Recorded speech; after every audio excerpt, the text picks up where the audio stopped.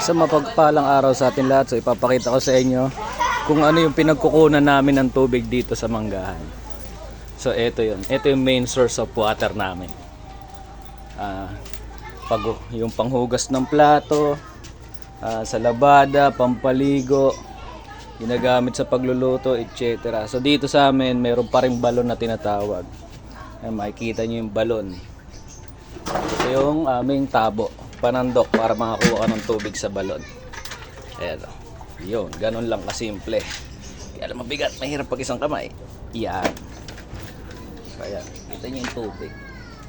Tubig yun, tubig. Ganito kahirap yung sitwasyon. Pero syempre, para mabuhay, tuloy lang ang laban. Minsan na rin kasi nagkaroon dito talaga ng mga patubig. Gripo, kaya lang wala, ganun talaga. Kaya may dati mga gripo, kaya lang wala na mga laman ngayon yan.